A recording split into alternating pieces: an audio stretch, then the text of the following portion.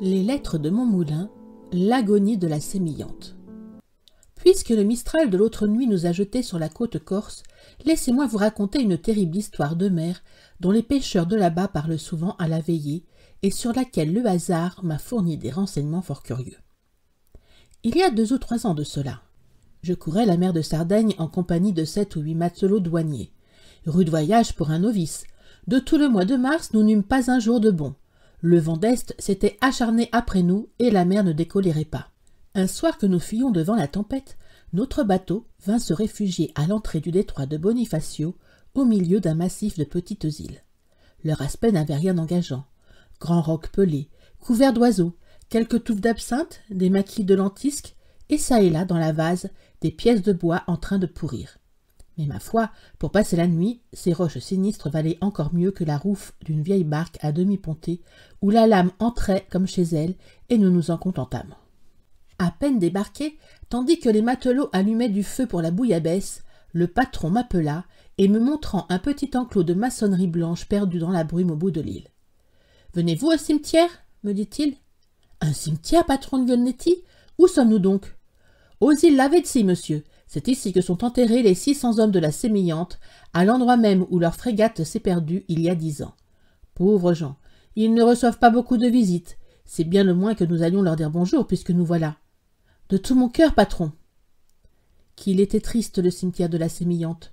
Je le vois encore avec sa petite muraille basse, sa porte de fer rouillée, dure à ouvrir, sa chapelle silencieuse et des centaines de croix noires cachées par l'herbe. Pas une couronne d'immortels, pas un souvenir, rien. Ah, les pauvres morts abandonnés, comme ils doivent avoir froid dans leur tombe de hasard. Nous restâmes là un moment, agenouillés. Le patron priait à haute voix. D'énormes goélands, seuls gardiens du cimetière, tournoyaient sur nos têtes et mêlaient leurs cris rauques aux lamentations de la mer. La prière finie, nous revînmes tristement vers le coin de l'île où la barque était amarrée. En notre absence, les matelots n'avaient pas perdu leur temps. Nous trouvâmes un grand feu flambant à l'abri d'une roche et la marmite qui fumait. On s'assit en rond, les pieds à la flamme, et bientôt chacun eut sur ses genoux dans une écuelle de terre rouge 2 tranches de pain noir arrosées largement. Le repas fut silencieux, nous étions mouillés, nous avions faim, et puis le voisinage du cimetière. Pourtant, quand les écuelles furent vidées, on alluma les pipes et on se mit à causer un peu. Naturellement, on parlait de la sémillante. « Mais enfin, comment la chose s'est-elle passée ?» demandai-je au patron, qui, la tête dans ses mains, regardait la flamme d'un air pensif. « Comment la chose s'est passée ?» me répondit le bon Lionetti avec un gros soupir. « Hélas, monsieur, personne au monde ne pourrait le dire. Tout ce que nous savons, c'est que la sémillante chargée de troupes pour la Crimée était partie de Toulon la veille au soir avec le mauvais temps. La nuit, ça se gâta encore. Du vent, de la pluie, la mer énorme comme on ne l'avait jamais vue. Le matin, le vent tomba un peu, mais la mer était toujours dans tous ses états, et avec cela, une sacrée brume du diable à ne pas distinguer un fanal à 4 pas. Ces brumes-là, monsieur, on ne se doute pas comme c'est traître. Ça ne fait rien. J'ai idée que la sémillante a dû perdre son gouvernail dans la matinée. Car il n'y a pas de brume qui tienne. Sans une avarie, jamais le capitaine ne serait venu s'aplatir ici contre. C'était un rude marin, que nous connaissions tous. Il avait commandé la station en Corse pendant 3 ans et savait sa côte aussi bien que moi, qui ne sait pas autre chose. Et à quelle heure pense-t-on que la sémillante a péri? Ce doit être à midi. Oui, monsieur, en plein midi. Mesdames, avec la brume de mer, ce plein midi-là ne valait guère mieux qu'une nuit noire comme la gueule d'un loup. Un douanier de la côte m'a raconté que ce jour-là, vers 11h30, étant sorti de sa maisonnette pour rattacher ses volets, il avait eu sa casquette emportée d'un coup de vent et qu'au risque d'être enlevé lui-même par la lame, il s'était mis à courir après le long du rivage à 4 pattes. Vous comprenez, les douaniers ne sont pas riches et une casquette, ça coûte cher. Or, il paraîtrait qu'à un moment, notre homme, en relevant la tête, aurait aperçu tout près de lui, dans la brume, un gros navire à sec de toile qui fuyait sous le vent du côté des îles Lavezzi. Ce navire allait si vite, que le douanier n'eut guère le temps de bien voir. Tout fait croire cependant que c'était la sémillante, puisqu'une demi-heure après, le berger des îles a entendu sur ces roches « Eh, mais précisément, voici le berger dont je vous parle, monsieur. Il va vous conter la chose lui-même. Bonjour, Palombo. Viens te chauffer un peu, n'aie pas peur. » Un homme encapuchonné que je voyais rôder depuis un moment autour de notre feu et que j'avais pris pour quelqu'un de l'équipage, car j'ignorais qu'il y eût un berger dans l'île, s'approcha de nous craintivement. C'était un vieux lépreux, aux 3/4 idiot, atteint de je ne sais quel mal scorbutique qui lui faisait de grosses lèvres lippues, horribles à voir. On lui expliqua à grand-peine de quoi il s'agissait. Alors, soulevant du doigt sa lèvre malade, le vieux nous raconta qu'en effet, le jour en question, vers midi, il entendit de sa cabane un craquement effroyable sur les roches. Comme l'île était toute couverte d'eau, il n'avait pas pu sortir, et ce fut le lendemain seulement qu'en ouvrant sa porte, il avait vu le rivage encombré de débris et de cadavres laissés là par la mer. Épouvanté, il s'était enfui en courant vers sa barque pour aller à Bonifacio chercher du monde. Fatigué d'en avoir tant dit, le berger s'assit et le patron reprit la parole. « Oui, monsieur, c'est ce pauvre vieux qui est venu nous prévenir. Il était presque fou de peur, et de l'affaire sa cervelle en était restée détraquée. Le fait est qu'il y avait de quoi. Figurez-vous, 600 cadavres, en tas sur le sable, pêle-mêle avec les éclats de bois et les lambeaux de toile. Pauvre sémillante, la mer l'avait broyée du coup, et si bien mise en miettes que dans tous ces débris le berger Palombo n'a trouvé qu'à grand-peine de quoi faire une palissade autour de sa hutte. Quant aux hommes, presque tous défigurés, mutilés affreusement, c'était pitié de les voir accrochés les uns aux autres par grappes.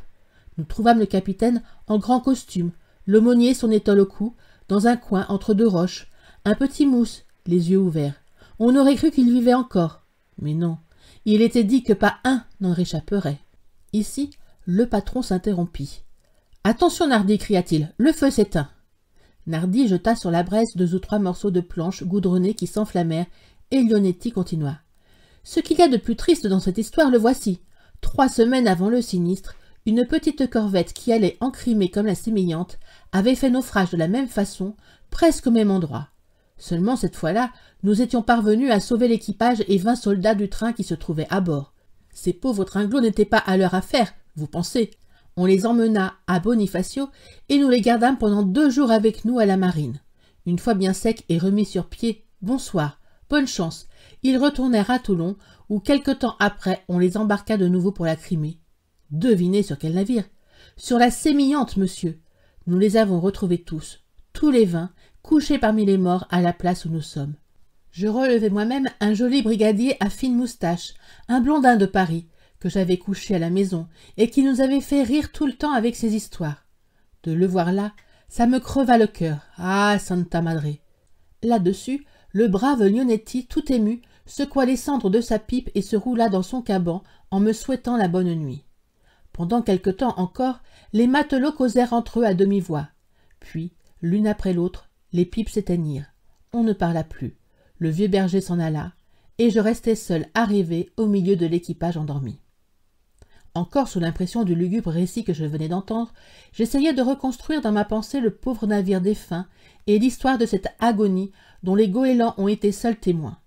Quelques détails qui m'avaient frappé, le capitaine en grand costume, l'étole de l'aumônier, les 20 soldats du train, m'aidaient à deviner toutes les péripéties du drame. Je voyais la frégate partant de Toulon dans la nuit. Elle sort du port. La mer est mauvaise, le vent terrible. Mais on a pour capitaine un vaillant marin et tout le monde est tranquille à bord. Le matin, la brume de mer se lève. On commence à être inquiet. Tout l'équipage est en haut. Le capitaine ne quitte pas la dunette. Dans l'entrepont, où les soldats sont renfermés, il fait noir. L'atmosphère est chaude. Quelques-uns sont malades, couchés sur leurs sacs. Le navire tangue horriblement. Impossible de se tenir debout. On cause assis à terre par groupe, en se cramponnant au banc. Il faut crier pour s'entendre. Il y en a qui commencent à avoir peur. Écoutez donc, les naufrages sont fréquents dans ces parachis. Les tringlots sont là pour le dire, et ce qu'ils racontent n'est pas rassurant. Leur brigadier surtout, un Parisien qui blague toujours, vous donne la chair de poule avec ses plaisanteries. Un naufrage, mais c'est très amusant, un naufrage. Nous en serons quittes pour un bain à la glace. Et puis on nous mènera à Bonifacio, histoire de manger des merles chez le patron Lionetti. Et les tringlots de rire. Tout à coup, un craquement. Qu'est-ce que c'est? Qu'arrive-t-il? Le gouvernail vient de partir, dit un matelot tout mouillé qui traverse l'entrepont en courant. Bon voyage, crie cet enragé de brigadier. Mais cela ne fait plus rire personne. Grand tumulte sur le pont. La brume empêche de se voir. Les matelots vont et viennent effrayés à tâtons. Plus de gouvernail. La manœuvre est impossible. La sémillante, en dérive, file comme le vent. C'est à ce moment que le douanier la voit passer. Il est 11h30. À l'avant de la frégate, on entend comme un coup de canon. Les brisants, les brisants. C'est fini. Il n'y a plus d'espoir. On va droit à la côte. Le capitaine descend dans sa cabine. Au bout d'un moment, il vient reprendre sa place sur la dunette, en grand costume. Il a voulu se faire beau pour mourir. Dans l'autre pont, les soldats anxieux se regardent sans rien dire. Les malades essayent de se redresser. Le petit brigadier ne rit plus. C'est alors que la porte s'ouvre et que l'aumônier paraît sur le seuil avec son étole. « À genoux, mes enfants !» Tout le monde obéit. D'une voix retentissante, le prêtre commence la prière des agonisants. Soudain, un choc formidable, un cri, un seul cri, un cri immense, des bras tendus, des mains qui se cramponnent, des regards effarés où la vision de la mort passe comme un éclair. Miséricorde! C'est ainsi que je passais toute la nuit à rêver, évoquant à 10 ans de distance l'âme du pauvre navire dont les débris m'entouraient. Au loin dans le détroit, la tempête faisait rage, la flamme du bivac se courbait sous la rafale, et j'entendais notre barque danser au pied des roches en faisant crier son amarre.